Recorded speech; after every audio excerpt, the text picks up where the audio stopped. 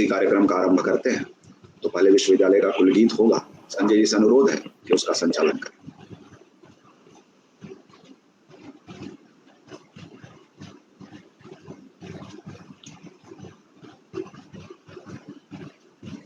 यह जन जन का विश्वविद्यालय,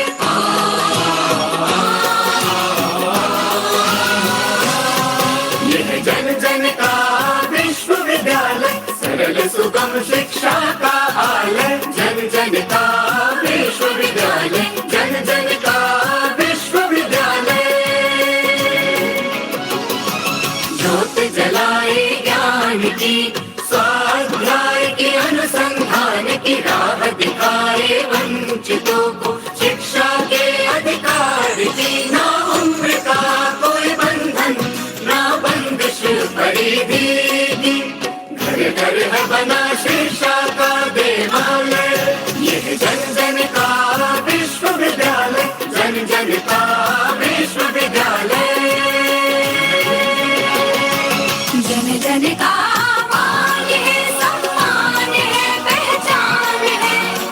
जन का मान सम्मान पहचान है।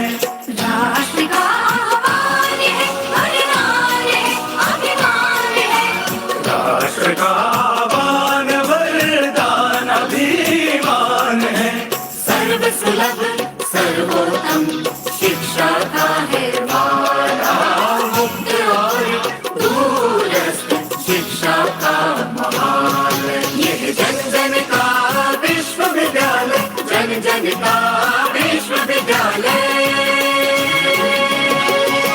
देश विदेश पटल पर भूषित, नवाचार से सज्जित, गुणवत्ता से परिपूरित। ज्ञान वाणी ज्ञान दर्शन, ज्ञान कोश से संचित, ज्ञान कोश से संचित। सर्वगुण संपन्न शिक्षा का हिमालय, शिक्षा का हिमालय। यह जन जन का विश्वविद्यालय, जन जन का विश्वविद्यालय।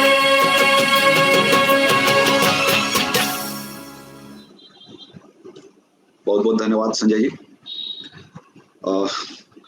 माननीय प्रधानमंत्री जी के आह्वान से सारा भारत आज़ादी का अमृत महोत्सव मना रहा है और हम लोग अत्यंत ही भाग्यशाली हैं कि हमारे माननीय कुलपति आदरणीय प्रोफेसर नागेश्वर राव जी ने सहर्ष हमें अनुमति दी कि हम 75 व्याख्यान करवाएं। हमारे अभिभावक भी हैं, संरक्षक हैं, मार्गदर्शक हैं। इस अवसर पर मैं सबसे पहले उनको बहुत बहुत धन्यवाद देता हूं और उनका आभार व्यक्त करता हूं। आज इस कार्यक्रम के प्रमुख वक्ता के रूप में हमारे बीच प्रख्यात समाजशास्त्री, चिंतक और दार्शनिक आदरणीय प्रोफेसर बद्रीनारायण जी उपस्थित हैं। सर, मैं आपको भी नमस्कार करता हूं और आपका बहुत बहुत स्वागत करता हूं। आज हमारे बीच स्वतंत्रता संग्राम और प्रवासी अध्ययन केंद्र के निदेशक, जिनके कुशल निर्देशन में यह कार्यक्रम लगातार संचालित हो रहा है, और इग्नू के माननीय सम कुलपति प्रोफेसर सत्यकाम जी भी उपस्थित हैं। मैं उनका भी अभिनंदन करता हूं, स्वागत करता हूं। इसके अलावा मैं अपने सभी सम कुलपतियों का अभिनंदन और स्वागत करता हूं, हमारे विभिन्न शिक्षा केंद्रों के निदेशक, क्षेत्रीय केंद्रों के निदेशक, विभिन्न इकाइयों के निदेशक और अन्य जितने भी लोग हमसे जुड़े हुए हैं, मैं उन सबको नमस्कार करते हुए उनका स्वागत करता हूं। आज यह 28वीं श्रृंखला है, यानी 28वां पड़ाव है जिस पे हम खड़े हैं, और हमारा सौभाग्य है कि एक ऐसा व्यक्ति आज हमारे सामने उपस्थित हैं जिनसे सब लोग ही परिचित हैं। कोई ऐसे व्यक्ति नहीं है जिनसे कोई परिचित नहीं है। फिर भी मैं उनका एक संक्षिप्त परिचय आप सबके सामने रखूंगा। प्रोफेसर बद्रीनारायण जी इस समय Govind Ballabh Pant institute of social science Allahabad के निदेशक हैं और वो वहाँ प्रोफेसर भी हैं। इसके पहले वे centre for the study of discrimination and exclusion, school of social sciences, Jawaharlal Nehru University में भी कार्यरत रहे। 2010 में इंडिया टुडे द्वारा उन्हें देश के 10 सर्वश्रेष्ठ बुद्धिजीवियों के रूप में नामित किया गया। प्रोफेसर बद्रीनारायण जी देश और विदेश में विभिन्न विश्वविद्यालयों और संस्थानों में विजिटिंग फेलोज के रूप में और विजिटिंग प्रोफेसर के रूप में अपनी सेवाएं इन्होंने दी हैं और उसके माध्यम से ज्ञान के क्षेत्र को समृद्ध किया है। उनके जो रिसेंट पब्लिकेशंस हैं, जो कुछ मुख्य पब्लिकेशंस हैं, वो हैं fractured tales in a visual in Indian democracy, जो ऑक्सफोर्ड से छपी है। कांशीराम, लीडर ऑफ दलित्स, ये पेंगुइन से छपी है। The making of the Dalit public in north India, Uttar Pradesh 1950 to present, जो कि ऑक्सफोर्ड यूनिवर्सिटी प्रेस से प्रकाशित है। Fascinating Hindutva, saffron politics and Dalit mobilisation, तथा women heroes and Dalit assertions in north India. एक दो और जो बहुत महत्वपूर्ण चीजें मैं माननीय बद्रीनारायण जी के बारे में आप सबसे शेयर करना चाहूंगा कि वैसे तो अंग्रेजी में इनका मूल लेखन रहता है, लेकिन हिंदी का भी जो पब्लिक स्फेयर है, लोकवृत्त है, वह इनसे अनभिज्ञ नहीं है। इनकी अधिक से अधिक जो लेखन है, जो किताबें हैं, वह हिंदी में भी हमें उपलब्ध होती हैं। और सर्वाधिक महत्वपूर्ण बात यह है कि हमारा जो लोक साहित्य है, हमारा जो लोकवृत्त है और जो लोक का मानस है, उससे जुड़ करके आदरणीय बद्रीनारायण जी हमेशा काम करते रहे हैं और उसको सामने लाते रहे हैं। और आज जो विषय हमने दिया है, दलित पुनर्जागरण का इतिहास, मुझे लगता है कि इस समय इस विषय पर इनसे योग्य बोलने वाला व्यक्ति हमें नहीं मिल सकता। इस विषय पे इनका बहुत ही अच्छा और उल्लेखनीय काम है और उससे हम सब परिचित हैं। हम सब जानते हैं कि भारत का जो इतिहास लेखन अभी तक हुआ, वह मूलतः एक डोमिनेंट नैरेटिव के इर्द गिर्द होने वाला इतिहास लेखन रहा है। और वह डोमिनेंट नैरेटिव जो है, उसने जो अन्य आख्यान हो सकते थे इतिहास के, या अन्य जो घटनाएं, वह जो इतिहास जिनका साक्षी रहा, वो घटनाएं जो सामने आ सकती थी, जो चरित्र सामने आ सकते थे, उनको उस डोमिनेंट नैरेटिव ने सामने नहीं लाने दिया। इसी का एक पक्ष वंचित तबकों का भारत के स्वतंत्रता संग्राम में और भारत के पुनर्जागरण में और भारत के निर्माण में योगदान रहा, जिस पर बहुत कम बात हुई। जितनी बात होनी चाहिए थी उतनी नहीं हो पाई और आदरणीय बद्रीनारायण जी लगातार इस पे लेखन करते रहे। 1857 पे इनका बहुत अच्छा काम है। इनकी एक बहुत अच्छी पुस्तक है जो हिंदी में भी है, दलित वीरांगनाएं और मुक्ति की राह, जिसमें इन्होंने दलित महिलाओं का भारत के स्वतंत्रता संग्राम में क्या योगदान रहा है, उस पर बहुत अच्छा काम किया है। यह सोचने वाली बात है कि क्या वजह है कि इस तरह के चरित्र और इस तरह की घटनाएं सामने नहीं आ सकी। आदरणीय बद्रीनारायण जी इस पर बोलेंगे। 1857 की जब हम बात करते हैं तो क्या वजह है कि उदा देवी का चरित्र हमारे सामने नहीं आ पाता। भारत के स्वतंत्रता संग्राम की जब हम बात करते हैं तो क्या वजह है कि बहुत दिनों बाद जाकर के रानी अवंतीबाई को हम रिकॉग्नाइज कर पाते हैं। भारत के स्वतंत्रता संग्राम की जब हम बात करते हैं तो क्या कारण है कि पश्चिमी उत्तर प्रदेश के इलाकों में, गांवों में जिन वंचित तबके के लोगों ने, महिलाओं ने संघर्ष किया, गडेरियों ने, गुजरों ने जो संघर्ष किया, अन्य जो इस तरह की जातियों ने संघर्ष किया, वह सामने नहीं आ पाता। यह भी महत्वपूर्ण है, मुझे लगता है आदरणीय बद्रीनारायण जी इस पे अपनी राय रखेंगे कि 1857 के बहुत पहले से हमारी जो विभिन्न जनजातियां हैं, वह अंग्रेजों से अलग अलग तरीकों से लड़ती रही, लेकिन बिरसा मुंडा को बहुत बाद में जाके रिकॉग्निशन मिलता है और इस तरह के अन्य लोगों को अभी भी कुछ ऐसे लोग हैं जिनको कि ये रिकॉग्निशन नहीं मिला। ये विभिन्न वंचित तबके भारत की स्वतंत्रता के लिए लड़ तो रहे ही थे, लेकिन वो अपनी अस्मिता, अपनी पहचान और अपनी जल जंगल और जमीन के लिए भी लड़ रहे थे। आदरणीय बद्रीनारायण जी जब लिखते हैं तो उनका ध्यान इन चीजों पर भी लगातार जाता रहता है। और सबसे महत्वपूर्ण बात जो मैंने कही कि जो लोक साहित्य है हमारा, जो लोक से उपजता है, जो मूलतः मौखिक ही अभी भी चला रहा है, लिखित बहुत कम है, उसका बहुत अच्छा संग्रहण आदरणीय बद्रीनारायण जी ने किया है और उस पर बहुत अच्छा इन्होंने काम किया है, चाहे वो 1857 हो या उसके आगे का स्वाधीनता संग्राम। और एक और महत्वपूर्ण बात, अभी जिसकी तरफ आदरणीय सत्यकाम सर भी इशारा कर रहे थे, इंडियन डायस्पोरा पे भी इनका बहुत अच्छा काम है। और वह इंडियन डायस्पोरा पे भी जो आदरणीय बद्रीनारायण जी का काम है, वह लोक साहित्य से भी जुड़ करके है और जो जिसको हम कहते हैं कि ऑफिशियल डॉक्यूमेंटेशन है, उससे भी जुड़ करके है। बहुत महत्वपूर्ण इनकी पुस्तक जो इन्होंने संपादित की नीदरलैंड में जब ये थे, कहाँ गईले विदेश, वो बहुत ही महत्वपूर्ण पुस्तक है। तो अब मैं एकदम समय न लेते हुए आज के प्रमुख वक्तव्य के लिए आदरणीय बद्रीनारायण जी को विनम्र निवेदन करता हूँ। धन्यवाद सुशील जी, बहुत बहुत धन्यवाद। आदरणीय सत्यकाम जी, सुशील जी और उपस्थित दोस्तों, सुशील जी ने बहुत ही अच्छे शब्दों में मुझे बुलाया है, तो मुझे भी अब इसको रिस्पॉन्ड करना होगा कि मैं अच्छा बोलूं, कोशिश करूं कि ठीक ठाक बोलूं। अच्छा कहना तो बड़ा मुश्किल होता है। तो मैं कोशिश करता हूं कि मुझे आज जिस विषय पे बात करनी है वो है दलित पुनर्जागरण कहें, नवजागरण कहें, जागरण कहें, दलितों के संदर्भ में अभी कोई भी शब्द कह लेंगे तो चल जाएगा। दलित जागरण कह लेंगे तो भी चल जाएगा, पुनर्जागरण कह लेंगे तो भी चल जाएगा। लेकिन पुनर्जागरण पर प्रश्न उठेगा कि जब जागरण हुआ ही नहीं तो पुनर्जागरण कैसे हुआ? तो जागरण का सवाल पहले खड़ा होना चाहिए, फिर पुनर्जागरण का सवाल खड़ा होना चाहिए। तो पुनर्जागरण और जागरण यहाँ पर ओवरलैप करते रहेंगे हमारी बातों में। एक्चुअली इतिहास का बहुत बड़ा जो क्षेत्र है वो हम लोग नहीं जानते हैं। जैसा इन्होंने बोला, अनएक्सप्लोर्ड है।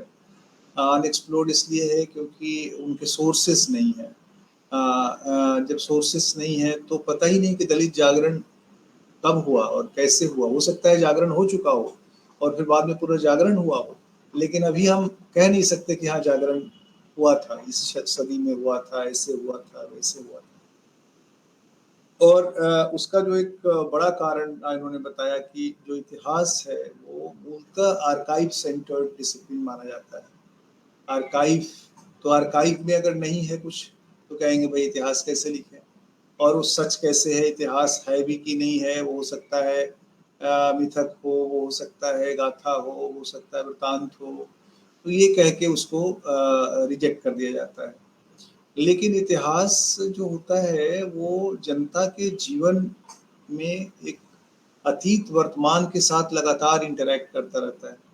तो अतीत और वर्तमान कभी भी एक तरह से डिस्कनेक्टेड नहीं होते। अतीत वर्तमान में चल रहा होता है, तो वो वर्तमान में जब चल रहा होता है, जब आप वर्तमान का गहरा अध्ययन करेंगे तो आपको अतीत भी मिल जाएगा और अतीत वहाँ दिखाई पड़ेगा। और वर्तमान को समझने के लिए जो लोक जीवन है, लोक स्मृतियाँ हैं, लोक कथाएं हैं, लोक कहानियाँ हैं, लोगों की बातचीत है। जो गांव में आप जाएंगे तो जो डी होते हैं, जो जो ढूह होते हैं, जो वो सब इतिहास अपने आप में संयोजित किए रहते हैं। कोई टीला अगर आपको दिखता है तो उस टीले में कोई इतिहास होगा, लेकिन वो सारे इतिहास अभी अनएक्सप्लोर्ड है। तो ये कहना मुश्किल है कि इतिहास में एक बड़ा भाग क्या रहा है और कैसे रहा है। दूसरा ये कि दलित जब इतनी बड़ी जनमत थी तो आपको मान के चलना होगा कि ऐसा तो नहीं रहा होगा कि एकदम पैसिव कम्युनिटी रही होगी। इतनी बड़ी जनमत थी तो अगर दबाव भी हो रहा होगा उसमें तो कुछ ना कुछ बोल रही होगी, कुछ ना कुछ रिएक्ट कर रही होगी। कहीं वाणी से कर रही होगी, कहीं लाठी से कर रही होगी, कहीं किसी न किसी रूप से अपने को अभिव्यक्त कर रही होगी। तो वो जो अभिव्यक्त कर रही होगी वो कहाँ है, और जब तक वो नहीं मिलेगा तब तक आप उसका इतिहास कैसे समझेंगे।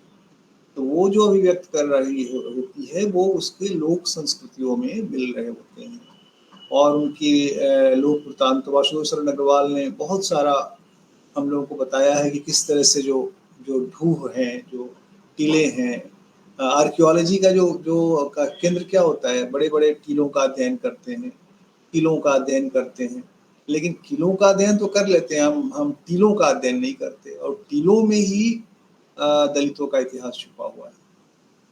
तो मैं इतिहास पर तो जैसे संजीला है उत्तर प्रदेश में, बिजली पासी का किला निकला, रायबरेली के आसपास बहुत सारे ढूह हैं, टीले हैं जिसमें पासी जाति का इतिहास छुपा हुआ है। तो उन सबों को धीरे धीरे निकालने की ज़रूरत है। और मैं तो कहता हूँ कि किसी भी समुदाय के पास उसके अनंत इतिहासकार होने चाहिए। एक इतिहासकार से शायद काम नहीं होगा, बहुत सारे इतिहासकार कम्युनिटी में पैदा होने चाहिए।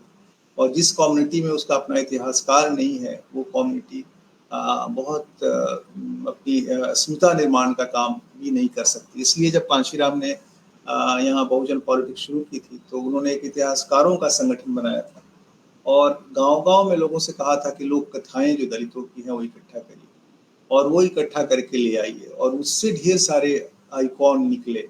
बिजली पासी निकले, उदा देवी का निकला, झलकारी बाई आई, महावीरी पासी वो महावीरी देवी आई, ढेर सारे ऐसे नायक नायिकाएं उस समय पैदा हुए। तो वो सारे कहते हैं ना जो लोक आर्काइव, जनता का जो लोक आर्काइव उससे निकलती है। अब अब ये चूंकि इस विषय में मैं ज्यादा हिस्ट्री वाले उसमें नहीं जाना चाहता हूँ क्योंकि वो फिर एक अलग डिबेट में ले जाएगा। मैं दलित जागरण की बात शुरू करता हूँ। तो वैसे तो दलित जागरण का जो प्रक्रिया है वो भक्ति काल से पहले भी खोजा जा सकता है और भक्ति काल के पहले भी ऐसे स्वर मिल सकते हैं जिन स्वरों में दलितों का डिसेंट दिखाई पड़े, लेकिन उस पर कोई बहुत प्रामाणिक काम अभी तक नहीं हुआ है तो कुछ भी कहना मुश्किल है। लेकिन भक्ति काल के बाद का जो परिदृश्य है अगर आप देखेंगे, जिसमें कबीर होते हैं, रविदास होते हैं, शिव नारायण होते हैं, ढेर सारे उत्तर भारत में, दक्षिण भारत के भी ढेर सारे संत होते हैं। इन सब ने एक तरह से जो मार्जिनल कम्युनिटी के वॉइसेस को, उनकी चाहतों को, उनके भाव भंगिमाओं को, उनके अपने को रिप्रेजेंट किया और दलित जागरण के बीच एक तरह से अगर आप कहें तो उन्होंने जिनके दलितों की चेतना में पैदा किया सेंस ऑफ डिग्निटी, एक मानव के रूप में एक जो डिग्निटी का सेंस है वो भक्ति काल ने उनको दिया, उनके बीच फैलाया। दिया क्या, वो तो था ही, आदमी के भीतर होता है, उसको फैलाया और उससे ढेर सारे भजन, ढेर सारी कविताएं, ढेर सारे गीत, ढेर सारी कथाएं पैदा हुई। आप कबीर जो आप सुनते हैं वो सिर्फ एक कबीर नहीं है, हजारों कबीर हैं। यानी कबीर के नाम पर लोग खुद रचते हैं और कबीर कहे कबीर सुनो भाई साधु जोड़ देंगे उसमें। रविदास के ढेर सारे भजन, पता नहीं कौन कौन रच रहा होगा उस समय। रविदास तो रिप्रेजेंट कर ही रहे थे लेकिन रविदास के साथ लोग भी रच रहे थे उस समय और वो जो रच रहे थे उसमें उनकी जो जागरण का प्रतीक, जागरण की प्रतीति हो रही थी। लग रहा था कि ये जागृत हो रहे हैं समुदाय। ये समुदाय कहते हैं कि ये यानी अम्बेडकर कहते थे कि ये माना जाता है कि आधुनिक समय में मॉडर्न हिस्ट्री जहाँ शुरू होती है वहाँ दलितों का जागरण शुरू होता है, लेकिन दलितों का जागरण भक्ति काल के समय ही शुरू हो जाता है और वो वहाँ से ही डिग्निटी का सेंस बनना शुरू हो जाता है और वो आगे बढ़ते हुए आधुनिक काल तक आता है। अंग्रेजों के आने के बाद ये हुआ कि मॉडर्निटी के साथ जो हमारा ट्रेडिशन का टकराहट हुआ, उस टकराहट में बहुत सारे जो नए कॉन्फ़िगरेशन दलित जागरण के शुरू। जैसे मैं आपको बताऊं कि एक तो यह है कि दलित जागरण का इतिहास आधुनिक काल में सिर्फ और सीधे अम्बेडकर से जोड़ के छोड़ दिया जाता है, जबकि वो इतनी तरह के लोग काम कर रहे थे दलित जागरण के लिए। हर राज्य का अगर आप हिस्टोरिकल आइकॉन्स या काम करने वाली हिस्ट्री लिखें दलितों की, तो आपको हजारों लोग उस समय काम करते हुए दिखते हैं। खुद अम्बेडकर के समय में भी हजारों लोग काम कर रहे थे, लेकिन वो पूरी जो कहते हैं कि हिस्ट्री के साथ हमेशा ये होता है कि हिस्ट्री में जो डोमिनेंट वॉइसेस हैं वो प्रभावी हो जाती हैं। हिस्ट्री बहुत वल्नरेबल डिसिप्लिन है।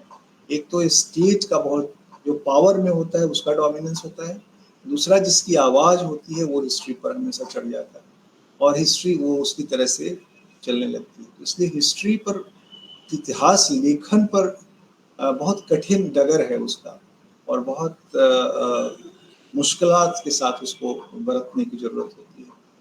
तो ये जो माना जाता है, लेकिन हम लोगों का मानना है कि दलित हिस्ट्री को पिरामिडिकल ढंग से न देख करके उसको क्षैतिज आधार पे, ऊर्ध्वाकार न देख करके क्षैतिज आधार पे देखना चाहिए। जब क्षैतिज आधार, यहीं पर एक सबवर्जन की जरूरत है। हिस्ट्री क्षैतिज होती है, यानी छोटे छोटे लोगों से, छोटे छोटे क्षणों से कोई इतिहास बनता है और उसमें अगर आप देखेंगे तो जब अम्बेडकर काम कर रहे थे उसी समय उत्तर भारत में स्वामी अछूतानंद काम कर रहे थे बहुत बड़ी भूमिका थी।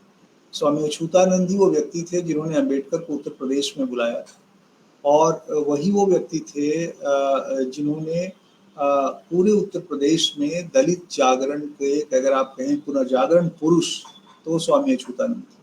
स्वामी अच्युतानंद फर्रुखाबाद रौरी के पास उनका पैदाइश हुई थी, और 1917-18 में ही उन्होंने, वो पहले आर्य समाज से जुड़े थे, आर्य समाजी थे। बाद में वो आर्य समाज से उनका मोह भंग हुआ और वो वहाँ से अलग होते हैं और अपना नाम स्वामी अच्युतानंद रखते हैं। उनका मूल नाम कुछ और था। तो एक तो आर्य समाज इस पूरी कहानी में, एक तो भक्ति काल की बड़ी भूमिका है, भक्तिकालीन संतों की, उसके बाद आर्य समाज की बड़ी भूमिका है। आर्य समाज के बहुत सारे, पूरी जो जाति सभाएं बनी उत्तर प्रदेश और बिहार में, मध्य प्रदेश में, राजस्थान में, वो आर्य समाजी संतों ने जा करके बनाई। यानी दुसाध सभा तो कोई जरूरी नहीं है कि किसी दुसाध ने बनाई हो, वो किसी आर्य समाजी संत ने बनाई होगी। फलाना सभा कोई जरूरी नहीं है कि उस जाति के आदमी ने बनाई होगी, हो सकता है कोई आर्य समाजी मिशनरी ने बनाई होगी। और क्योंकि उस समय एम्पावरमेंट की जो प्रोसेस थी, उसमें जाति सभाओं का बहुत इम्पोर्टेंट रोल था, और वो अपनी हायरार्की की, सोशल हायरार्की में अपनी जगह ऊंचा क्लेम करते थे कि भाई ये ब्राह्मण समुदाय से जुड़े हुए थे, नाई जो है ब्राह्मण था, या ये जाति इस जाति से जुड़ी हुई थी, ये जाति इस जाति से जुड़ी हुई थी। तो हर जाति का जो संस्कृताइजेशन का इतिहास बनता है, बाद में सोशियोलॉजिस्ट एम एन श्रीनिवास वगैरह करके बताते हैं, उसकी शुरुआत आर्य समाज के संतों से होती है। और उन्होंने इन जातियों का इतिहास लिखा। आप देखेंगे ढेर सारे इतिहास जो उस समय जातियों के लिखे गए, वो आर्य समाजियों ने लिखा। यानी आज जो लोग क्लेम कर रहे हैं, उसमें बहुत सारे जो हिस्टोरिकल नोशंस हैं, वो आर्य समाज के लोगों ने, सत्यव्रत शर्मा ने उनके इतिहास लिखे, नाई वंश निर्णय, बहुत सारे जो पासियों का इतिहास, प्रसादों का, ढेर सारे इतिहास उन्होंने लिखे और जाति सभाएं बनाई, ये आर्य समाज के लोगों ने किया। तो दलित जागरण के इतिहास में आर्य समाज की भूमिका भी बहुत महत्वपूर्ण रही है, जो यूजुअली नहीं देखी जाती है। दूसरा जो उसी समय दूसरा जो आर्य समाज से जिनका मोह भंग हुआ, जिन दलितों का जो आर्य समाज में थे, यानी कोई भी जब एम्पावरमेंट की प्रोसेस चलती है तो अपने साथ साथ प्रोग्रेसिव और लीनियर और कहते हैं ना जो वर्तुलाकार, सर्पाकार, दोनों तरह से चलती रहती है। यानी एक तरफ इन समूहों ने, इन आर्य समाज ने इतनी बड़ी भूमिका अदा की, दूसरी तरफ इसने एक बाई प्रोडक्ट पैदा किया, ऐसे दलित संतों को, दलित अपने प्रचारकों को के भीतर उन्होंने एक मोह भंग पैदा किया, और जिस मोह भंग से एक नया दलित डिस्कोर्स खड़ा हुआ। यानी देखिए उसका पॉजिटिव और उसका निगेटिव भी पॉजिटिव, जो उसका निगेटिव हुआ वो भी पॉजिटिव है। यानी उस पंथ में जो आर्य समाज में जो कमियां थी, उन कमियों से एक नया सेक्ट पैदा हो गया, और उस सेक्ट में आर्य समाज से निकले हमारे स्वामी अच्युतानंद। स्वामी अच्युतानंद का आदि हिंदू मूवमेंट के आपने बारे में सुना होगा, आदि हिंदू आंदोलन।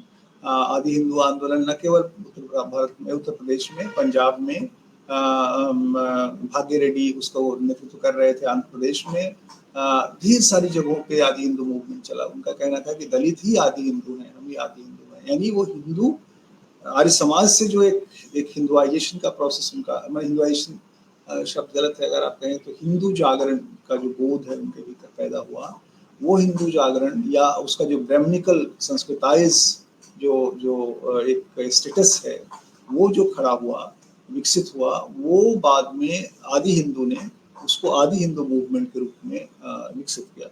और स्वामी अच्युतानंद उसके बहुत बड़े लीडर, और स्वामी अच्युतानंद बहुत यूनिक व्यक्ति थे। उस पर हम लोगों ने कुछ लिखा है, फिर उसके बाद नंदिनी गुप्तू ने उन पर एक काम किया है, और भी लोगों ने धीरे धीरे अब स्वामी अच्युतानंद पर एक, हम लोगों ने मल्टीपल मार्जिनलिटी करके उनका जीवनी ट्रांसलेट किया है। उनकी जीवनी चंद्रिका प्रसाद जिज्ञासु ने लिखी थी। तो स्वामी अच्युतानंद क्यों दलित जागरण पुरुष थे, ये मैं आपको बताना चाहता हूँ कि उन्होंने आदि हिंदू मूवमेंट तो चलाया ही, साथ साथ सबसे पहले दलित पत्रिका, यानी 1917-18 में दलितों का की पत्रिका निकालनी शुरू कर दी, दलित पत्रिका निकालनी शुरू कर दी। साथ साथ उन्होंने कहा कि दलितों के साहित्य को छापने में बड़ी समस्या होती थी, क्योंकि अगर किसी प्रेस में जाएंगे छापने, अगर वो प्रेस सवर्णों के द्वारा चलाया जा रहा होगा तो वो फिर पुलिस को जाकर रिपोर्ट कर देते थे कि इसमें गालियां हमारे लेख की दी गई हैं, हमारा अपमान किया गया है। फिर पुलिस आके उस लेखक को पकड़ लेती थी। तो स्वामी अच्युतानंद ने 1920-22 के आसपास से ही दलितों का अपना प्रेस हो, ये एक अभियान चलाया और दलितों की प्रेस की स्थापना शुरू कर। फिर उन्होंने कहा कि दलितों का अपना पुस्तकालय होना चाहिए और अशोक पुस्तकालय की स्थापना कानपुर में की और फिर एक सीरीज ऑफ पुस्तकालय उन्होंने, आप समझिए, आप देखिए उस समय आर्य समाज के प्रभाव में गांवों में पुस्तकालय खुलते थे, गांवों में पुस्तकालय होते थे और फिर स्वामी अच्युतानंद के प्रभाव में भी दलितों के लिए अपने पुस्तकालय होने शुरू हुए। तो ये बहुत बढ़िया दौर था। आज आप देखेंगे वो सारे पुस्तकालय या तो बंद हो गए हैं या उन किताबों की को बेच के चिनिया बादाम खा गए हैं बच्चे, बेच करके गाँव में। लेकिन एक समय था कि वो हमारे खुद घर में सीताराम पुस्तकालय था, जो हमारे बाबा आर्य समाजी थे, फ्रीडम मूवमेंट के थे, वो चलाते थे। तो उसमें कल्याण के अंक से लेकर के और निराला वो चांद के पास का पासी अंक और सारी बड़ी बड़ी पत्रिकाएं उस समय हम लोगों को बचपन में देखने को ही मिलती थी। हम लोग उस समय उसका महत्व ही नहीं जानते थे। तो ये जो मूवमेंट स्वामी अच्युतानंद ने चलाया और स्वामी अच्युतानंद ने एक और बड़ा बड़ा मूवमेंट चलाया दलित जागरण के लिए। उन्होंने दलितों में पढ़ने की भूख, यानी कहते हैं ना कि अम्बेडकर ने पढ़ने की भूख पैदा की, पढ़ो लड़ो और संघर्ष करो, यूनाइट हो, लड़ो और पढ़ो, लड़ो और संघर्ष करो। ये तो था ही, साथ साथ स्वामी अच्युतानंद ने ये तो देखिए ऊपर से चला हुआ एक स्लोगन हुआ, लेकिन नीचे के स्तर पर उसको ग्रास रूट लेवल पर स्वामी अच्युतानंद जैसे लोग चला रहे थे। उन्होंने एक नारा दिया दलितों के बीच कि 2 मुट्ठी कमाओ, 1 मुट्ठी खाओ, 1 मुट्ठी से अपने बच्चे को पढ़ाओ। यानी 2 मुट्ठी चावल अगर कमाते हो तुम, तो उस समय तो बहुत ज्यादा मिलता नहीं था, तो उससे 1 मुट्ठी खाओ और 1 मुट्ठी एक प्रतीक भी मान सकते हैं आप इसको। हो सकता है 2 मुट्ठी नहीं, 1 सेर मिलता हो, 2 सेर मिलता हो या 4 किलो मिलता हो। मेरा कहना है कि आधा खाओ, आधा खर्च करो और आधा से अपने बच्चों को पढ़ाओ। और गांव-गांव में आप समझिए कि उन्होंने दलितों के बीच पढ़ने का, और जो खुद भी वो जाटों समुदाय से जुड़े हुए थे, जाटों के बहुत बड़े आइकॉन थे वो, और वो लोग बहुत उनको एक रेफरेंस मॉडल मानते थे और उन्होंने अपने घरों में बच्चों को पढ़ाना शुरू किया। यानी आज़ादी के पहले ही जाटों समाज से एक पढ़ा लिखा तबका पैदा होना शुरू हुआ और वो पैदा होना शुरू हुआ न केवल अम्बेडकर के असर में बल्कि स्वामी अच्युतानंद के भी असर में। और स्वामी अच्युतानंद को अम्बेडकर बहुत सम्मान देते थे, उनको स्वामी जी कह करके वो लिखते थे, संबोधित करते थे। उनका एक लेटर भी हमारे आर्काइव में है, जो हम लोगों ने यहाँ दलित आर्काइव बनाई है, जो उन्होंने स्वामी अच्युतानंद जी को लिखी है अम्बेडकर जी ने। तो स्वामी अच्युतानंद इस तरह से एक महत्वपूर्ण जागरण पुरुष माने जाते हैं। लेकिन दलित हिस्ट्री जब भी खड़ी होती है तो उसमें उनका कोई महत्व नहीं होता है, उनकी कोई चर्चा नहीं होती है। उसी तरह से तो उस समय उन्होंने दलितों के बीच एक capacity to read and write, पढ़ने और लिखने की क्षमता विकसित की। और साथ साथ उस समय इकोनॉमी में भी उनका इकोनॉमिक जीवन में भी एक बेटरमेंट का दौर आया था। आपको याद होगा कि 1914 फर्स्ट वर्ल्ड वॉर और सेकेंड वर्ल्ड वॉर में चमड़े के बेल्ट की, चमड़े के शूज की मांग बहुत बढ़ गई थी, जूतों की, क्योंकि सैनिकों के लिए उसे खरीद होनी थी और वो आगरा और कानपुर में बनते थे। और आगरा और कानपुर एक बहुत बड़ा लेदर व्यवसाय का सेंटर था, जो मूलतः जाटो समाज के लोग जिसमें सक्रिय थे। तो उस माध्यम से उस समय उनकी इकोनॉमिकल लाइफ भी उसमें से एक सेक्शन का, जो जिसने अपने को आगरा और कानपुर से सेंटर कर रखा था, जोड़ रखा था, वो काफी एफ्लुएंट हुआ और उसने अपने बच्चों को भी पढ़ाया, अपनी पॉलिटिक्स विकसित की। स्वामी अच्युतानंद के आदि हिंदू मूवमेंट को फंड किया, उनकी मीटिंग कराई, उनका ये बजाबता इस पर बहुत एक तरह से उन्होंने उनको मजबूत किया। और आज़ादी आने के पहले ही दलित समूह में एक तबका, पढ़ा लिखा तबका हो चुका था। और वो पढ़ा लिखा तबका एक तो ऐसे हुआ इस सोशल मूवमेंट के कारण, दूसरा हुआ कि जो भी दलितों का एक समूह 2 तरह से इम्पावर हुआ। एक जो लाठी वाले, यानी जो मालिकों के करीब था, यानी जिसके पास लाठी थी वो सामंतों का टैक्स कलेक्टर था।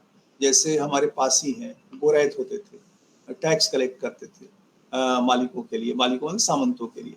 तो सामंत अपनी सुविधाओं में से एक हिस्सा वो अपने जो इस तरह के जो जातियां जो उसके साथ काम करती थी उनको देता था। जैसे कुछ ज़मीन दे दिया, कुछ ज़मीन लिख दिया, या उनको उनके बच्चों को पढ़ने में मदद कर दिया, कभी कुछ पैसे का सपोर्ट कर दिया, क्योंकि वो उसके लिए टैक्स कलेक्ट करते थे, वो उसकी रक्षा करते थे, वो उसके लिए लड़ते भी थे, वो उसकी सेना में शामिल होते थे। हर सामंत का एक सेना होता था उस समय, छोटा हो चाहे बड़ा हो। तो इस तरह से एक एक तो मालिकों के करीब जो था, और दूसरा जो अंग्रेजों के जिसको हम कहते हैं कैंटोनमेंट फिनोमेना, जो कैंटोनमेंट के करीब था, यानी जो कैंटोनमेंट में नौकरी करते थे जो लोग, हमारे जयसवार उत्तर प्रदेश के, जो घोड़े की साइसी करते थे, जो अंग्रेजी अफसरों की, या बूट पॉलिश या ये वाला काम करते थे, वो, और जो वाल्मीकि समुदाय के लोग जो स्वीपर के कामों में लगे हुए थे, वो इस तरह के समूह जो हर शहर में आपको पता होगा कि कैंटोनमेंट होता था, जिसमें अंग्रेज साहब रहते थे। उन कैंटोनमेंट में काम करने वाले लोग के बच्चों को पढ़ने में, आगे बढ़ने में अंग्रेजों ने अपनी तरह से मदद की, क्योंकि वो साहब थे, साहब अगर रिकमेंड कर देते थे तो बच्चों का एडमिशन हो जाता था। आपको पता होगा कि दून स्कूल के बोर्ड में एक दलित जाति का प्रतिनिधि होता है। और ये एक अंग्रेज जो यहाँ गाजीपुर में थे, उन्होंने ये परंपरा वहाँ शुरू कराई थी, यानी, और वो आज भी उनके बच्चों को वहाँ पढ़ना फ्री है, उनके बच्चे वहाँ चाहें तो फ्री पढ़ सकते हैं, एडमिशन उनका ऐसे हो जाएगा। तो ये एक जो अंग्रेजों के प्रभाव में भी उन्होंने उनके बच्चों को एडमिशन दिलाने में मदद की, पढ़ने में मदद की। और यही नहीं, उन्होंने, कहते हैं जो जो जो पीयर ग्रुप प्रेशर होता है, या पीयर ग्रुप प्रेशर गलत शब्द है, यानी जो इम्पैक्ट होता है कि उस समय अगर अंग्रेजी पढ़ने वालों की सूची छपी थी 1922, 23, 25 में सर्वे हुआ था, उसमें आपको आश्चर्य होगा कि अंग्रेजी बोलने वालों में जाटो और स्वीपर, डोम, ऐसे लोगों के नाम थे, ये अंग्रेजी स्पीकर्स थे। और वो कैसे अंग्रेजी स्पीकर्स हुए, क्योंकि वो उस कैंटोनमेंट में काम करते थे, और वहाँ से साहबों से बात करने के लिए उनको अंग्रेजी सीखनी पड़ती थी, उनको सुन के सीख लेते थे। तो उसको कहते हैं, उसको हम लोग जब इंटरव्यू ले रहे थे ऐसे लोगों का, जो लोग उस समय पुराने लोग जो कैंटोनमेंट में काम करते थे, तो वो कहते थे कि भैया हम लोग गोराउटी इंग्लिश बोलते थे। गोराउटी इंग्लिश मतलब जैसे गोरा बोलते हैं, यानी वो एक्सेंट भी हमारा, मतलब वो गोराउटी इंग्लिश था, वो भारत के लोग नहीं बोल सकते, ऐसी अंग्रेजी वो बोलते थे।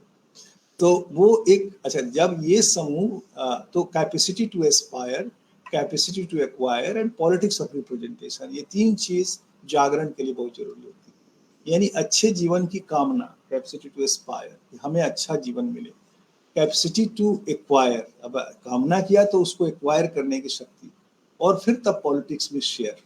तो हमारी जो दलित समूह का ये जो बड़ा ये तबका था, जिसने पहले ही अपने को कैपेसिटी टू एस्पायर प्राप्त कर लिया, स्पेशली जाटो समूह के लोगों को अगर आप देखेंगे तो, वो जब आज़ादी मिली, और उसके बाद जब ये जो प्रोटेक्टिव डिस्क्रिमिनेशन पॉलिसीज आए, रिजर्वेशंस आए, तो वो एक तबका खड़ा हो गया कि भाई हाँ, yes, we are competent, we need, हम उसका फायदा हम ले सकते हैं, क्योंकि हम पढ़े लिखे लोग हैं।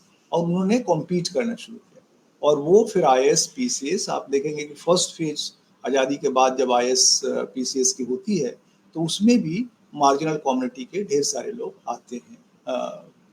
और तो अच्छा, उस समय दलित जागरण के जो इतिहास में अगर आप देखेंगे तो ये अछूतानंद और आर्य समाज का हमने बताया, कैंटोनमेंट फिनोमेना बताया, मालिकों का के साथ जो रिश्ते हैं, यानी जिसके कारण सामंतों के साथ जो जातियां काम करती थी उनका, उसके बाद हमने बताया कि किस तरह से जो स्टेट है, इंडियन स्टेट की बहुत बड़ी भूमिका थी दलितों के जागरण के लिए, क्योंकि उन्होंने ऐसे लॉ एंड ऐसे रेगुलेशंस बनाए, जिन रेगुलेशंस ने उनको एक प्रोटेक्ट किया। एंटी अनटचेबिलिटी लॉज आए बहुत सारे, स्टेट सपोर्ट मिला बहुत सारा उस समय।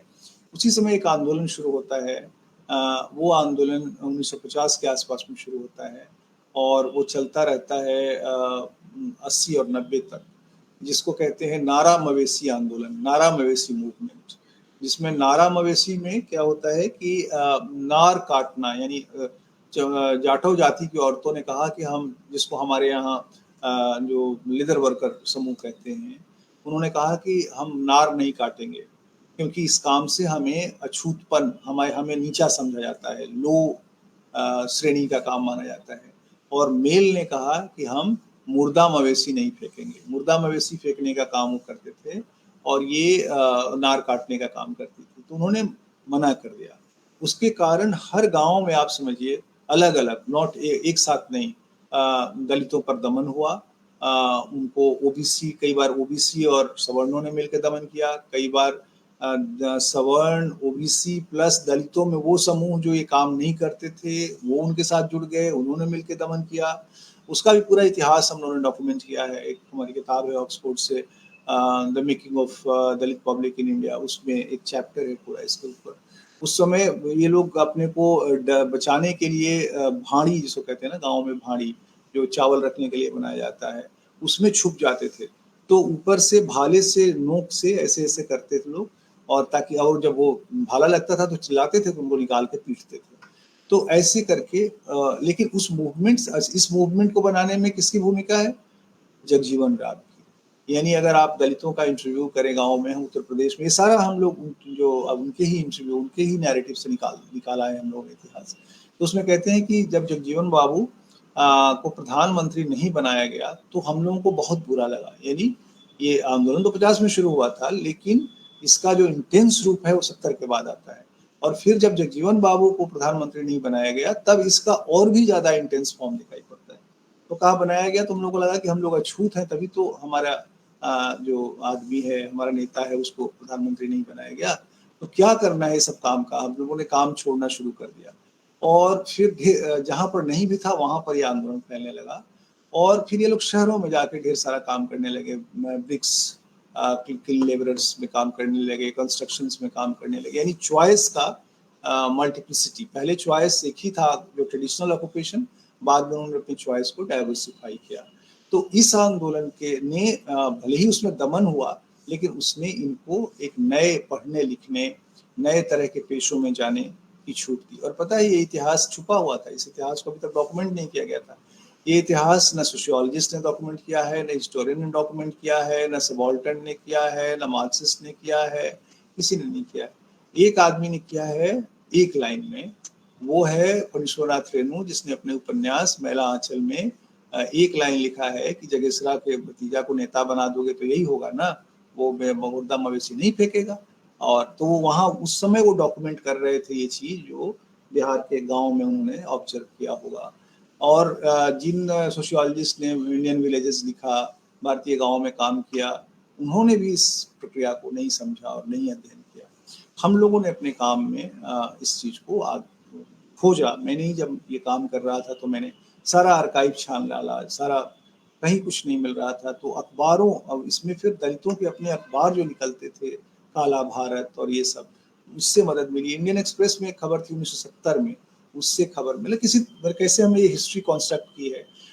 फिर वो जो FIRs यानी case records, case diaries, high court के जो इनको मारा गया, इन पर दमन हुआ, तो वो कोर्ट केस हुए, उसमें पुलिस इन्वॉल्व हुई, FIR हुए।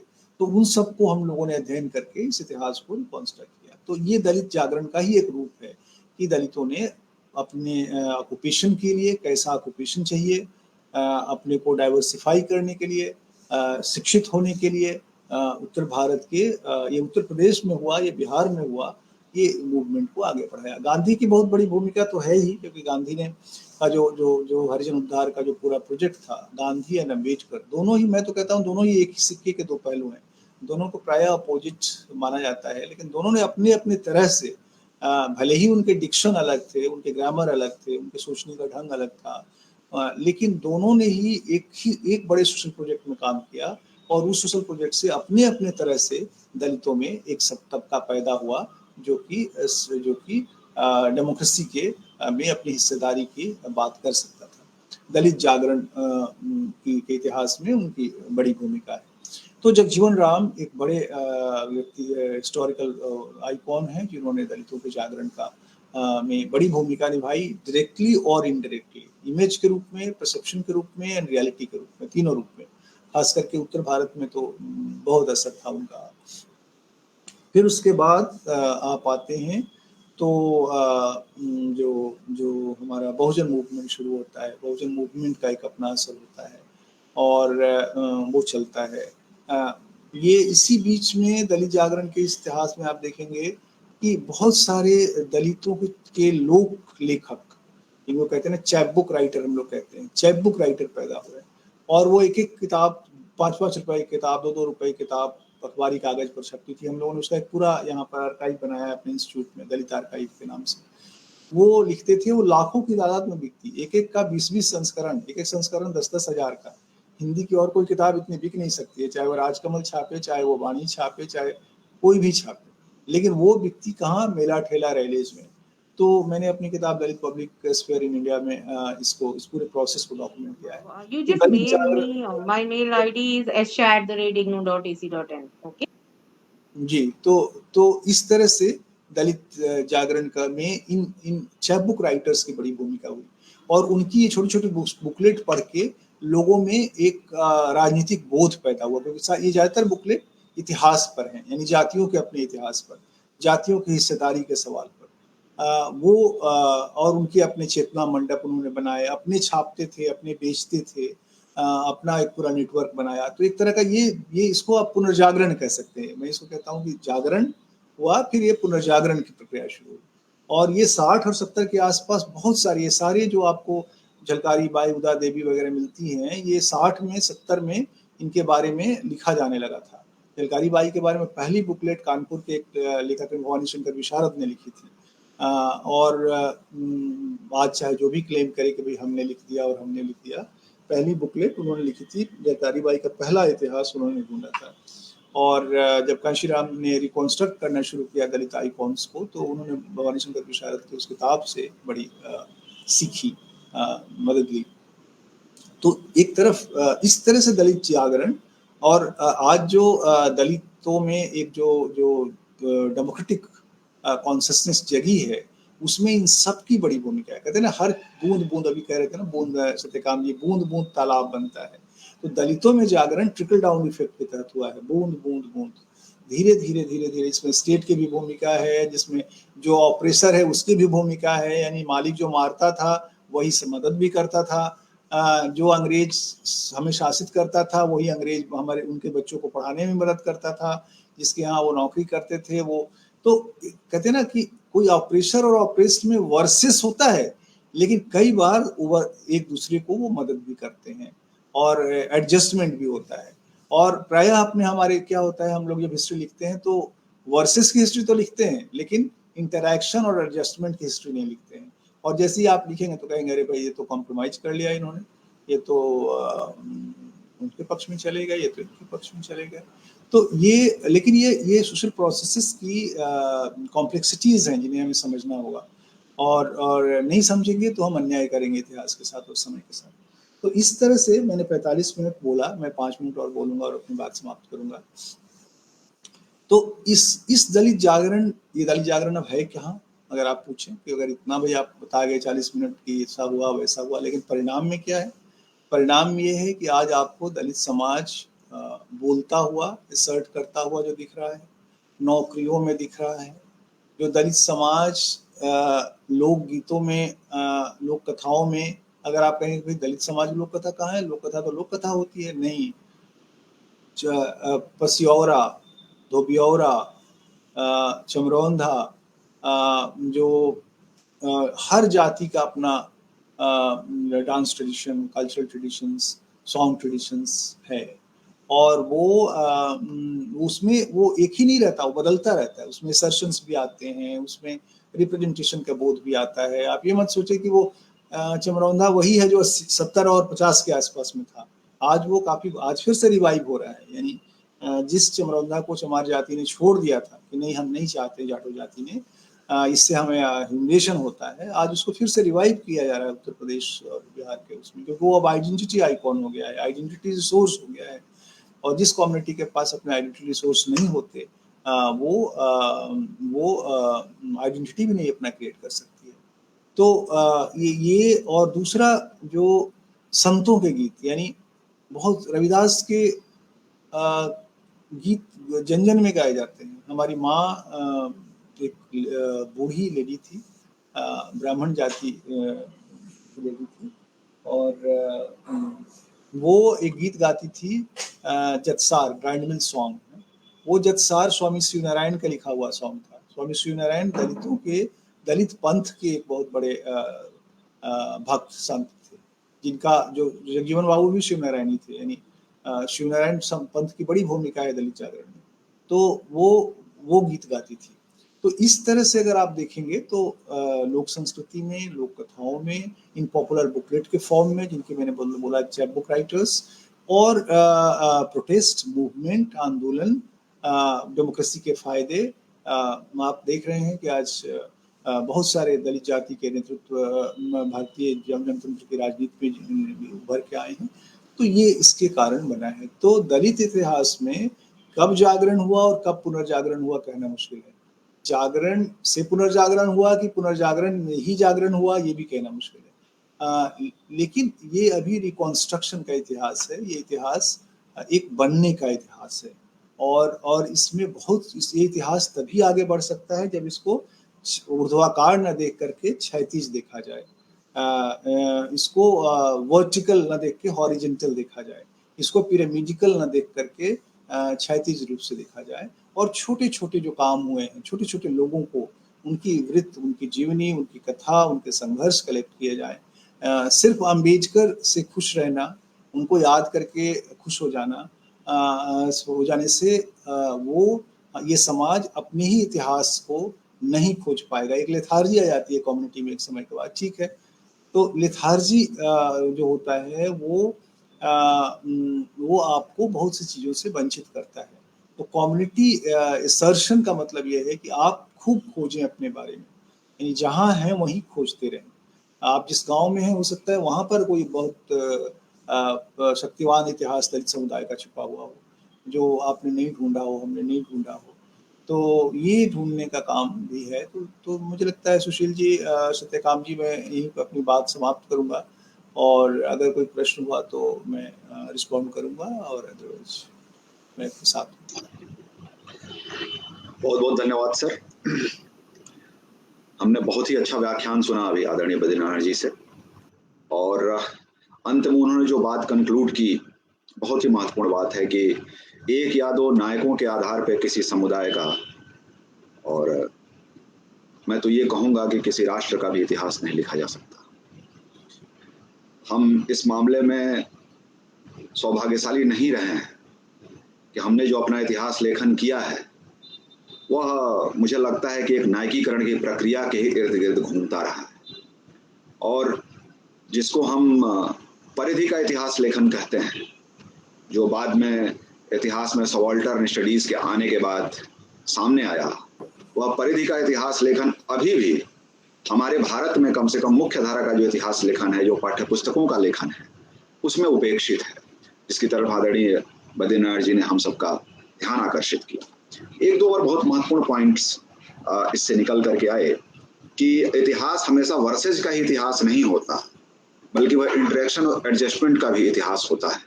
यह बहुत ही महत्वपूर्ण चीज है, मुझे लगता है जिसकी तरफ आगे के शोधकर्ताओं को ध्यान देने की आवश्यकता है।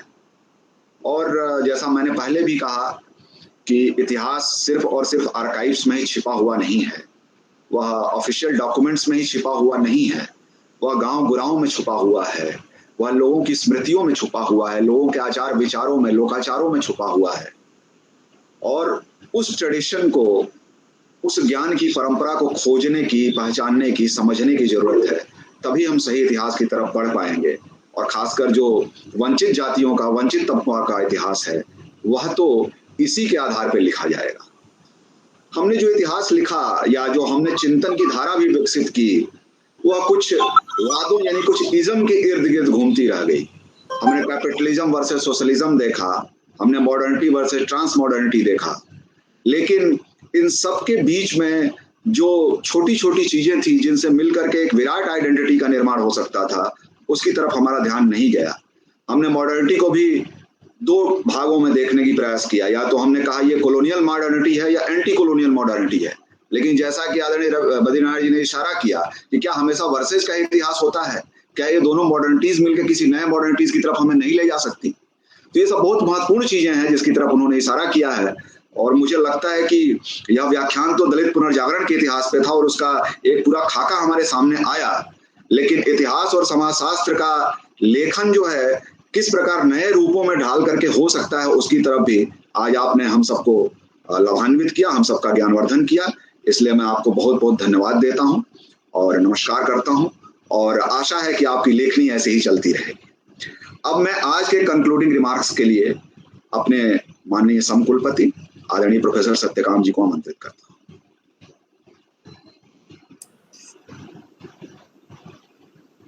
घंटी अभी बजे भी नहीं थी कि मृत्यु आ गई। सारे नीति नियम तोड़, पर इसमें उस बच्चे का क्या दोष था जिसके आंखें अभी सपने भी नहीं देख पाई थी? वह लड़की जो अभी प्रेम में पग रही थी, उसकी गलती क्या थी? एक साहित्यकार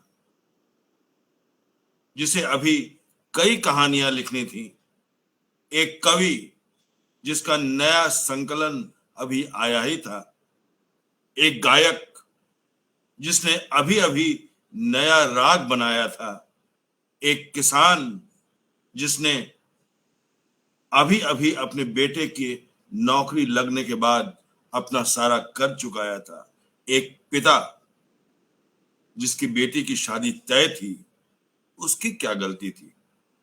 चित्रगुप्त ने एक बार कहा भी, इन्हें न स्वर्ग जाना चाहिए न नरक, इन्हें अभी रहकर पृथ्वी को ही सुंदर बनाना चाहिए। ये सब अकाल मृत्यु हैं, इसमें यमराज का कोई दोष नहीं।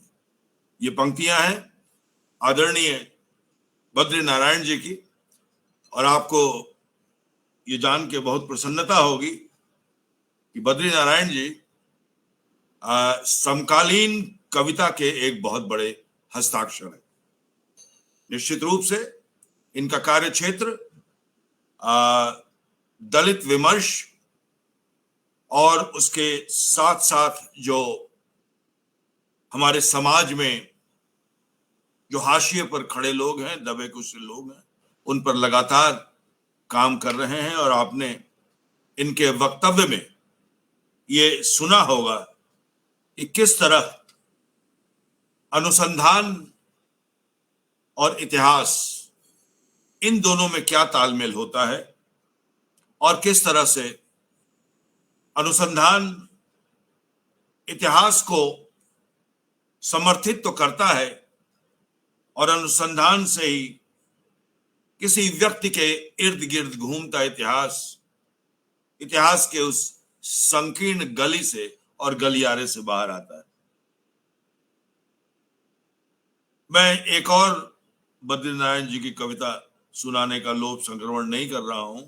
झुन झुन झुन, झुनझुना बजाता घूमता है यमराज, गली गली कभी लेमन चूस निकलता है। आप लोग, बहुत लोग लेमन चूस नहीं समझते होंगे, ये जो आजकल तो टॉफी और ये सब आ गया। लेमन चूस हम लोग बचपन में खाते थे, लेमन चूस टॉफी। कभी चिनिया बादाम, चिनिया बादाम पता है आप लोगों को? मूंगफली को चिनिया बादाम बोलते हैं। एक हमारे मित्र है, उन्होंने कहा कि एक बार मुगल सराय स्टेशन पर गाड़ी रुकी तो वो सारे लोग पश्चिमी उत्तर प्रदेश के थे और चिनिया बादाम चिनिया बादाम चिनिया बादाम दौड़े। अरे 20 पैसे का 250 ग्राम जो भी, वो दौड़े की बादाम और 20 पैसे में, तो वहां मूंगफली थी। कभी सोन पापड़ी दिखा भरमाता है। सोन पापड़ी बक्सर की बहुत प्रसिद्ध होती है। बच्चों बाहर निकलो नहीं, माता पिता सब घर में ही रहो, रहो दरवाजे के भीतर ही बिटिया और सुहागने, न राजा बचाएगा न संत। उसने हवा पानी हर जगह भर दिए हैं अपने दूत, स्वप्न काले भैंसों के सींग से भर गए हैं। लेखक कवि गायक, बचो इस प्रलय से, बचो गरीब गुरबा, धनी सम्राट, देवी देवता डीहवार, सब हैं चुपचाप, बिल्कुल उदास है देवी की थान। हो रही है जीवन की शाम अभी तो आई थी, फिर आ गई उसकी आवाज। अरे विधाता, यह वही हरकारा है मृत्यु का, जो कई अपने के मरने का संदेश दे रहा है। मन डूब रहा है, जरा ध्यान से सुनो। कानों में गूंज रही है मृत्यु की झनझन करती आवाज, मानो सांझ की बेला में बोलते हैं अनंत झिंगुर। मणिकर्णिका में जैसी आह उठती है, पूरे देश में वैसे ही उठ रही है आह। शिष्टे के किनारे बैठकर रो रही है बिल्ली एक डरावनी रुलाई, और पृथ्वी के केंद्र में एक उद्बिलाव। ऐसे में कैसे लिखूं आस भरी कविता, ऐसे में कैसे लिखूं आस भरी कविता। ऐसे मरण के बेला में शायद कौन बचाएगा हमें।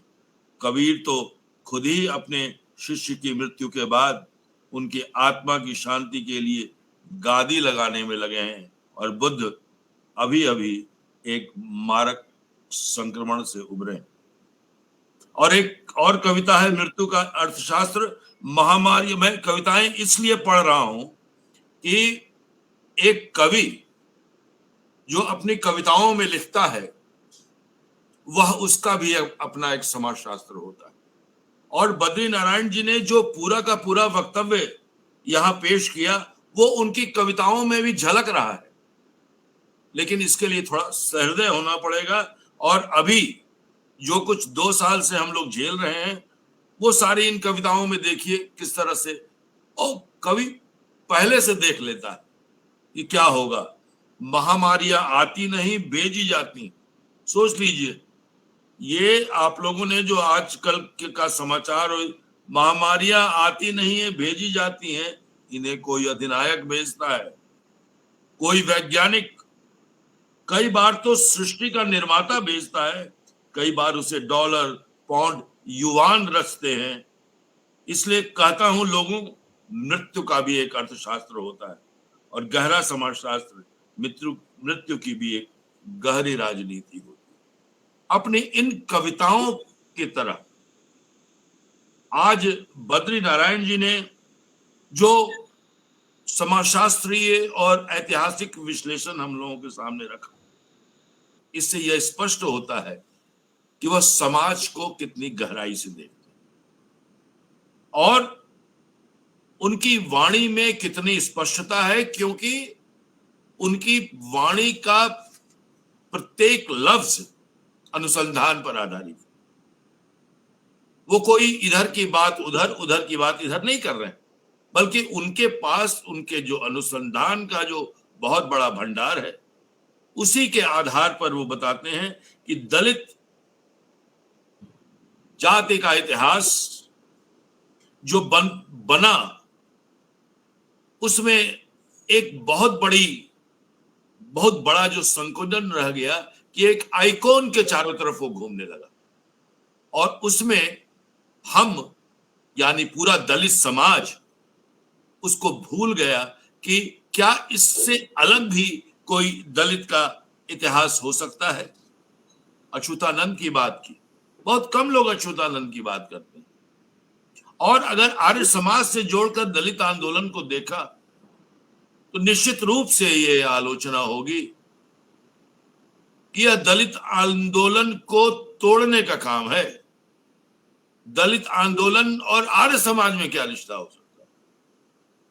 लेकिन देखिए, जो डिस्कोर्स होता है, वह डिस्कोर्स को अगर आप एक बहुत ही घोड़े के पट्टे की तरह उसको देखने की कोशिश करेंगे तो डिस्कोर्स बहुत ही संकुचित हो जाएगा, सीमित हो जाएगा, रूढ़िवादी हो जाएगा, और फिर रिएक्शन ही रिएक्शन होगा, प्रोग्रेशन नहीं होगा। आज हमारे बीच एक ऐसे दलित साहित्य के, दलित विमर्श के एक ऐसे व्याख्याता हमारे सामने आ जाए जिन्होंने एक नई दृष्टि दी, नया सौंदर्य शास्त्र दिया। किला का इतिहास तो सब लोग लिखता है, टीले का इतिहास कौन लिखेगा। ये सोचने की बात है और एक कवि की वाणी। जिस समूह जाति का अपना इतिहासकार नहीं होता, वह अपनी आइडेंटिटी, अपनी अस्मिता को सुरक्षित नहीं रख सकता है। लोक एक आर्काइव है और उसी आर्काइव में, उसी लोक संग्रहालय में दलितों को अपना अस्तित्व ढूंढना होगा, अपना इतिहास निर्मित करना होगा। कबीर और रविदास एक व्यक्ति नहीं, संकल्पना है। लोक जाति, लोक जागृति और से ही समुदाय की जागृति के सूत्र निकलते हैं। डोमिनेंट वॉइस से कभी भी किसी का भला नहीं होता। इतिहास निश्चित रूप से डोमिनेंट वॉइस और पावर का इतिहास लिखा जाता है, लेकिन वह इतिहास एकांगी होता है, वह इतिहास प्रेरित होता है किसी सत्ता से, लेकिन सत्ता से अलग हटा हुआ जो इतिहास है, जो छोटे छोटे क्षणों से बुना हुआ इतिहास। बद्रीनारायण जी को याद होगा, गांव में जो खटिया बुना जाता था, उस खटिया को बुनने में जो छोटे छोटे जो गांठें लगानी पड़ती थी, जो उसमें कला दृष्टि थी, वैसे ही छोटे छोटे क्षणों का इतिहास दलितों के इतिहास को एक बृहद इतिहास के रूप में प्रस्तुत करेगा। इसलिए मैं समझता हूं कि एक नई दृष्टि दी हम लोगों को बद्रीनारायण जी ने। मैं तो उनको कवि के रूप में ज्यादा जानता हूं, हालांकि उनकी कई किताबें मैंने पढ़ी हैं और मैं बराबर उनसे प्रभावित रहता हूं। एक जो बड़ी बात उन्होंने कही कि ये दलित डिस्कोर्स के साथ दलित पत्रिका, दलित साहित्य और दलित पुस्तकालय, और ये तीनों चीजें जो हैं, ये तीनों चीजें जो हैं वो विमर्श से बिल्कुल बाहर है। इन चीजों को विमर्श के भीतर, चर्चा के भीतर लाने की बात थी। एक कैंटोनमेंट में दलितों की बात की आपने, गुरौटी इंग्लिश की। आपको याद होगा बद्रीनारायण जी, एक ऑल इंडिया रेडियो से एक नाटक प्रहसन खेला जाता था, लोहा सिंह, और रामेश्वर सिंह कश्यप वो लिखते भी थे और नाटक खेलते भी थे, और बहुत अच्छा डायलॉग उनका होता था, और उसमें एक संबोधन होता था, ओ खदेरन को मदर। ये जो उस समय का पूरा जिस चीज की बात बद्रीनारायण जी कर रहे हैं कि किस तरह से ग्रामीण इलाकों में भी, दलितों में भी अंग्रेजी किस तरह से आ रही थी और किस तरह से वो शिक्षा की तरफ उन्मुख हो रहे थे, ये बहुत ही महत्वपूर्ण चीज है। दूसरे कि साहित्य में तो मवेशी आंदोलन, नार नहीं काटने का आंदोलन, मुर्दा मवेशी का आंदोलन साहित्य में तो आया है। प्रेमचंद के भी कई इशारा किया है, प्रेमचंद ने भी कई बार, रेणु का तो जिक्र किया ही, लेकिन उस पर इतिहासकारों ने और कम विचार किया है समाजशास्त्रियों ने। बहुत अच्छी बात कही कि गांधी और अंबेडकर एक पहलू के, एक सिक्के के दो पहलू हैं, उनको अलग अलग हटाकर नहीं देखना चाहिए।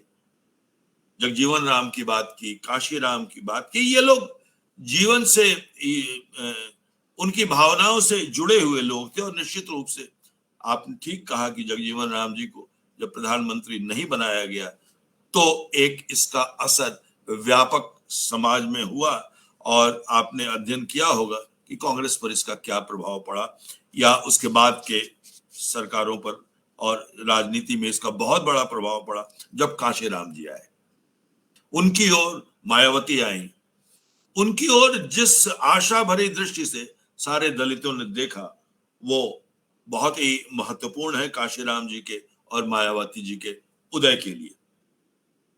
तो आपने जत्सार का उल्लेख किया। एक मुझे याद है कि हमारे गांवों में और उसकी कभी कभी नकल की जाती थी शहरों में। जो आज लेडी संगीत जिसको हम कहते हैं कि लेडी संगीत हम लोग शादियों के पहले कहते थे। पहले जब बारात जाती थी तो डोमकच हुआ करता था, और वो डोमकच जो था उसमें केवल दलित जाति की स्त्रियां ही शामिल नहीं होती थी, बल्कि समाज की उस गांव में रहने वाली सारी स्त्रियां, क्योंकि सब तो चले गए बारात, और वो स्त्रियां जो हैं पुरुष का वेश बना के, कुछ स्त्रियां पुरुष का वेश बना के, कुछ स्त्रियां स्त्री का वेश बना के, और वो लोग अपने भीतर जो समाज के प्रति जो आक्रोश है, जो समाज के प्रति जो आमतौर पर पुरुष प्रधान परिवार और समाज में वो अपनी बात नहीं कह सकती हैं, तो वो अपनी बात कहती थी। और ये बहुत ही, कोई अवगुंठन नहीं होता था, कोई पर्दा नहीं होता था, और वो बहुत ही व्यापक समाजशास्त्रीय अर्थ उसका है। तो आज हम लोग बहुत लाभान्वित हुए और इस भाषण से, और मैं ये बताना चाहता हूं आप लोगों को, बस आज सुबह जब मैं आकाशवाणी रोज सुनता हूं, तो आज भी रेडियो सुन रहा था, तो उसमें भीकाजी कामा का जन्मदिन है।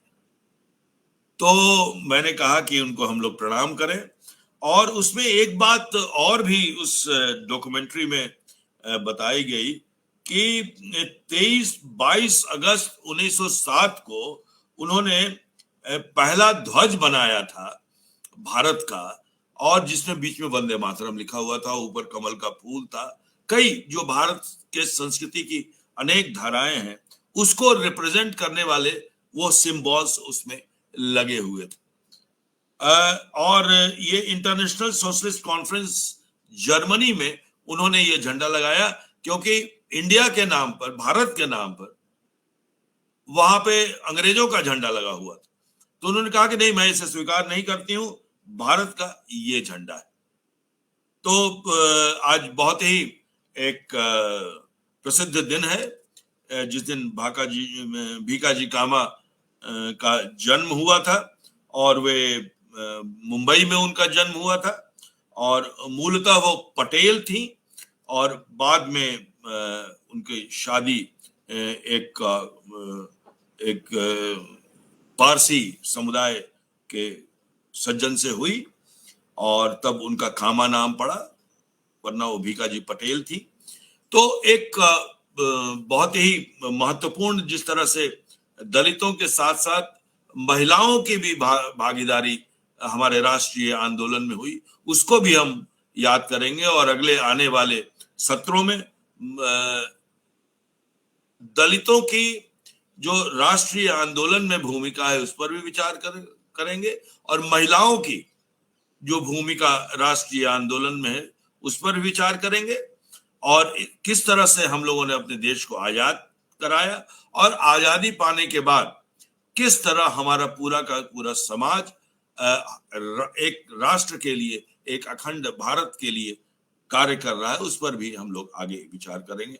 तो बहुत बहुत बधाई बद्रीनारायण जी कि आपने बहुत ही स्पष्टता से और एक नया आयाम और विस्तृत फलक दिया दलित चिंतन को, जो बराबर आप जिसके बारे में लिखते रहते हैं, और आज सब लोगों को इसकी जानकारी हुई। मैं अभी YouTube पर और हमारे Facebook पर और ज्ञान दर्शन पर यह कार्यक्रम चल रहा है, इसको हम फिर बाद में रिपीट भी करते हैं, इसलिए जो लोग अभी उपस्थित नहीं है वो अपने सुविधा अनुसार YouTube पर भी देख सकते हैं और उसे सुन भी सकते हैं।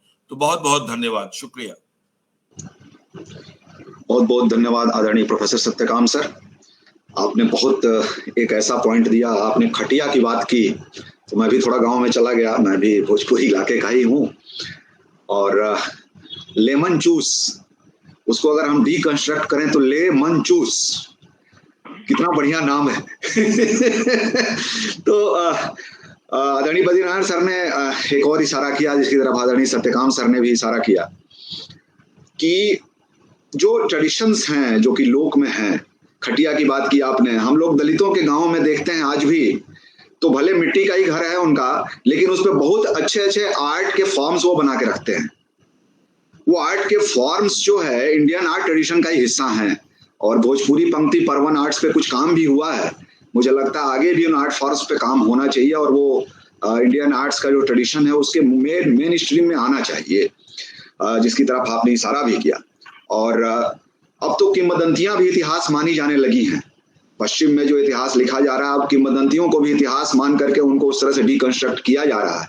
तो मुझे लगता है हम भी अब उस तरफ बढ़ेंगे, और हमारा सेंटर जो है आपके निर्देशन में, आपके कुशल निर्देशन में जो काम कर रहा है, एक नए ढंग का इतिहास हम सामने रखेंगे अपनी पुस्तक के माध्यम से। आदरणीय बद्रीनारायण सर, आपसे मेरा एक अनुरोध है, औपचारिक अनुरोध है कि आपने आज जो वक्तव्य दिया इसका लिखित रूप आप हमें जरूर उपलब्ध कराएं। आपको हम ईमेल के थ्रू और फोन के थ्रू भी संपर्क करेंगे, लेकिन इसका लिखित रूप मिले तो हम उसका उपयोग पुस्तकाकार जब छापेंगे तो उसमें करेंगे। मैं अंग्रेजी में भी आप लिख के दे दीजिए, ठीक, उसमें कोई भाषा का बंधन नहीं है उसमें जी, तो हिंदी या अंग्रेजी जिसमें भी आप चाहें। अब ये पूरा जो व्याख्यान रहा आदरणीय बद्रीनारायण सर का, उसको मैं समअप करूंगा उन्हीं की एक कविता से, और वो ये पूरे दलित पुनर्जागरण के इतिहास का जो आज का नैरेटिव है उस पर बड़ी सटीक बैठती है। उनकी कविता का नाम है मेरी इच्छाएं। कुछ ही लाइनें मैं उसकी लूंगा। पानी, अग्नि, हवा, विष और शहद से बनी, चाकू के सान सी पजी विजय, दूसरों पर विजय की उन्मत्त कामना से भरी हैं मेरी इच्छाएं। विजय हर जगह, सिर्फ विजय। तुम्हें पता नहीं, यह दुनिया अजीब रण क्षेत्र है, जिसमें विजयी जीतते ही हारने लगता है। वह आत्मा, मन, चेतना, संवेदना हारने लगता है। वह भाव और भंगिमाएं हारने लगता है। वह प्रेम हारने लगता है। तो आज का जो नैरेटिव है, दलित पुनर्जागरण का जो नैरेटिव सर ने दिया, और आज जो दलित राजनीति का नैरेटिव है, उस पर यह कविता बहुत सटीक बैठती है। अब हम अंत की तरफ बढ़ रहे हैं, और कल हमने आदरणीय सत्यकाम सर के संयोजन में ही रामधारी सिंह दिनकर की भी जयंती मनाई। उनकी एक कविता है, कलम आज उसकी जय बोल, अंधा चकाचौंध का मारा क्या जाने इतिहास बेचारा, साखी हैं उनकी महिमा के सूर्य चंद्र भूगोल खगोल, कलम आज उनकी जय बोल। तो ऐसे नैरेटिव्स, ऐसे लोग, ऐसे समुदाय जिनको मुख्य धारा में स्थान नहीं मिला, उनको लगातार आप सामने ला रहे हैं। तो आपकी कलम की मैं जय बोलता हूं, और आशा करता हूं कि आप आगे भी ऐसा ही लेखन का काम करते रहेंगे। अब मैं सुरेश जी, मेरे सहकर्मी, उनसे अनुरोध करूंगा कि आज का धन्यवाद ज्ञापन। नमस्कार।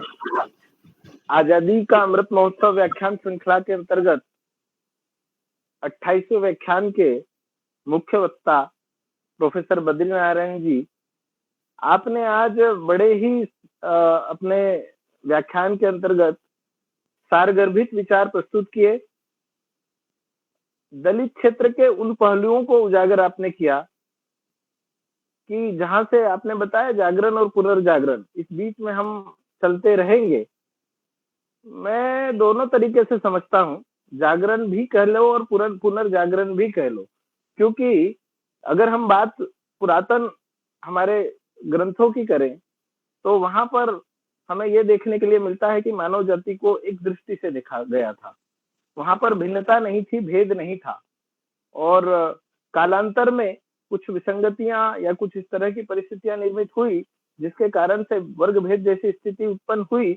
लेकिन फिर भी उस समुदाय ने अपने, कहना चाहिए, उसको स्वीकार किया, अपने अस्तित्व को देखा, और उन्होंने अपने आप को बड़े ही गौरवशाली ढंग से सामने लेकर आया। अंबेडकर का उदाहरण ही भी आपके सामने है, और कहीं अंबेडकर जिन चीजों को लेकर के चल रहे थे तो वो उनका ही कहीं न कहीं उसका अनुसरण कर रहे थे। संगच्छध्वम संवदध्वम संवो मनांसी जानता, वही बात उन्होंने कहा, शिक्षित बनो, संगठित रहो और संघर्ष करो। बात वही है, अगर अर्थ पर हम जाएंगे तो देखने के लिए हमें मिलेगा। उन सभी बातों को प्रोफेसर बद्रीनारायण जी ने हमारे समक्ष रखा। महोदय, आपका बहुत बहुत आभार, धन्यवाद। हम आपसे निवेदन करेंगे भविष्य में भी आप हमारा इसी तरह से उन क्षेत्रों को, जिन क्षेत्रों की तरफ देखने के लिए लोग कहना चाहिए राजा और बड़े बड़े परिवारों के इतिहास लिखे गए, आपने उन क्षेत्रों पे दृष्टि डाली जहां का इतिहास जो है अपने आप को इतिहास गौरवान्वित महसूस करता है, उन सब चीजों को जोड़ करके। महोदय, आपका बहुत बहुत आभार। आज इस व्याख्यान श्रृंखला के प्रेरणा स्रोत हमारे विश्वविद्यालय के मुखिया माननीय कुलपति प्रोफेसर नागेश्वर राव जी, जिनकी प्रेरणा से यह श्रृंखला अनवरत चल रही है, और इस श्रृंखला में प्रोफेसर सत्यकाम जी जो माननीय समकुलपति एवं हमारे स्वतंत्रता संग्राम एवं अध्ययन प्रवासी अध्ययन केंद्र के निदेशक महोदय, आपने ऐसे ऐसे विद्वानों को हमारे समक्ष बुलाया और हमारे ज्ञान के क्षेत्र में वृद्धि की, जहां वो विशेषज्ञ ही पहुंच सकता है, वो विशेष दृष्टि से देख सकता है, और वही हमारे समक्ष उस तरह के ज्ञान को प्रस्तुत कर सकता है, और हमें भी जो है उस चीज को जानने के लिए, उस चीज को समझने के लिए, उसका विश्लेषण करने के लिए प्रेरित कर सकता है। ऐसे विद्वानों को बुलाने के लिए आपका महोदय बहुत बहुत आभार, धन्यवाद। समकुलपति गणों में professor RP Das ji, professor Uma Kanjilal जी, प्रोफेसर सुमित्रा कुकरेती जी, आपका भी बहुत बहुत आभार। आपके सहयोग एवं स्नेह से यह कार्यक्रम सफल हो रहा है। आप सब लोगों का धन्यवाद। विश्वविद्यालय के कुलसचिव महोदय, उप कुलसचिवगण एवं सह कुलसचिवगण, सभी का बहुत बहुत आभार, धन्यवाद। सभी स्कूलों एवं इकाइयों के निदेशक महोदयगण, हमारे क्षेत्रीय केंद्र जो है उनके निदेशक महोदयगण, और सभी विश्वविद्यालय परिवार के जो भी साथी इस कार्यक्रम में उपस्थित हुए हैं, और जैसे कि प्रोफेसर सत्यकाम जी ने कहा कि आने वाले समय में भी यूट्यूब पर, फेसबुक पर इसका प्रसारण हो रहा है, ऐसे प्रसारण के लिए सहयोगी टीम का भी बहुत बहुत आभार, धन्यवाद। आने वाले समय में सुनने वाले श्रोताओं का भी बहुत बहुत आभार और धन्यवाद। आप इन व्याख्यानों का श्रवण करेंगे और अपने ज्ञान के क्षेत्र में वृद्धि करेंगे। अब इस पूरे कार्यक्रम में तकनीकी सहयोग और उसके पीछे हमारे संजय जी की टीम, उनका भी बहुत बहुत आभार, धन्यवाद। प्रत्यक्ष अप्रत्यक्ष रूप से जिनका भी सहयोग इस कार्यक्रम में मिलता रहा है, सभी का बहुत बहुत धन्यवाद, आभार। धन्यवाद सुरेश जी। अब हम परंपरा के अनुसार राष्ट्रगान से आज के कार्यक्रम का समापन करेंगे। संजय जी से अनुरोध है कि वो राष्ट्रगान का संचालन करें, और आप सबसे अनुरोध है कि राष्ट्रगान के